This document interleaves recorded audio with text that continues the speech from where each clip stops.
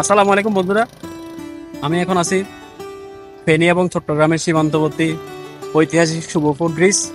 এটি 1955 সালে ব্রিটিশ সরকারের আমলে তৈরি করা হয়। এর অনেক ইতিহাস ঐতিহ্য আছে, সবকিছু আজকে আমার এই ভিডিওর মাঝে তুলে ধরবো। চলুন ঘুরে ঘুরে দেখি শুভপুর ব্রিজ। শুভপুর ব্রিজ ফেনী নদীর উপর অবস্থিত এবং চট্টগ্রামের মিরসরাই ও ফেনীর ছাগলনাইয়া উপজেলাকে সংযুক্ত করেছে। এটি 1952 সালে ব্রিটিশ পরিকল্পনায় নির্মিত হয়েছিল, যার প্রাথমিক দৈর্ঘ্য ছিল 129 মিটার। পরবর্তীতে 1968 সালে নদীর প্রশস্ততা বৃদ্ধির কারণে 249 মিটার সম্প্রসারণ করে মোট দৈর্ঘ্য 374 মিটারে উন্নীত করা হয়। 1971 সালের মুক্তিযুদ্ধে এই ব্রিজ ছিল পাকিস্তানি হানাদার বাহিনী ও মুক্তিযোদ্ধাদের মধ্যে সংঘর্ষের কেন্দ্রবিন্দু। ব্রিজটি দখলের জন্য 4টি বড় যুদ্ধ সংঘটিত হয়, যার প্রতিটি ছিল অত্যন্ত রক্তক্ষয়ী। মুক্তিযোদ্ধারা ব্রিজের 10 নম্বর পিলারে মাইন বিস্ফোরণ করে যোগাযোগ ব্যবস্থা বিচ্ছিন্ন করেছিলেন, যা পাকিস্তানি সেনাদের অগ্রযাত্রা ব্যাহত করেছিল। ব্রিজের গার্ডারে আজও মেশিন গানের গুলির চিহ্ন বিদ্যমান, যা মুক্তিযুদ্ধের স্মৃতি বহন করে।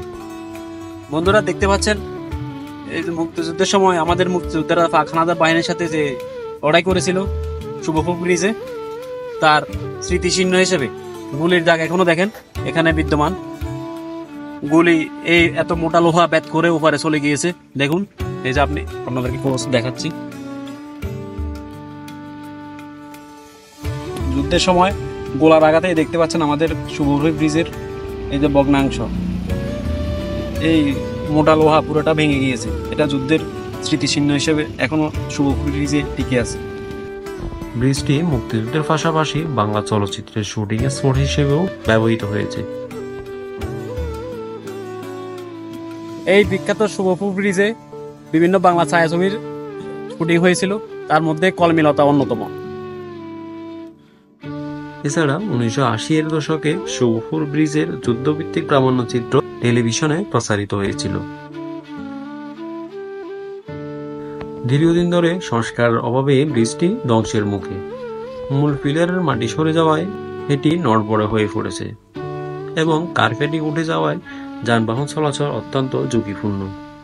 অবৈধ বালু উত্তোলনের কারণে নদীর তলদেশ ক্ষয়ে গেছে, যা পিলারগুলোর স্থিতিশীলতা নষ্ট করেছে।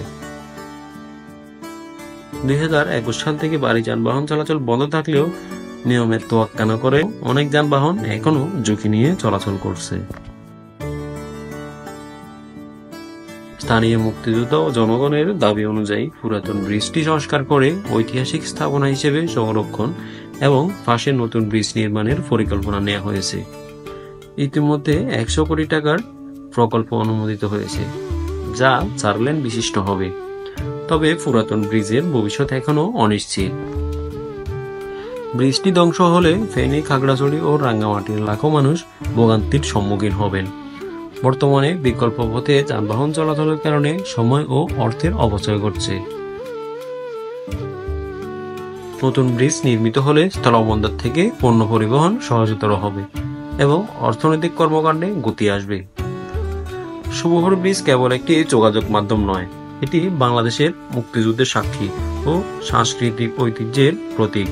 এর সংরক্ষণ ও নতুন প্রকল্প বাস্তবায়ন এই অঞ্চলের উন্নয়ন ও ইতিহাসের ধারাবাহিকতা রক্ষায় অত্যন্ত গুরুত্বপূর্ণ ভূমিকা রাখবে। আমি শুনেছি এই ব্রিজটি নতুনভাবে নির্মাণ করা হয় এবং বাজেট বরাদ্দ হয়েছে। আমি প্রত্নতত্ত্ব অধিদপ্তরের কাছে একটি অনুরোধ করতে চাই, এখানে যে মুক্তিযুদ্ধের যে স্মৃতিগুলো এখনো বিদ্যমান আছে সেগুলো যেন সংরক্ষণ করে।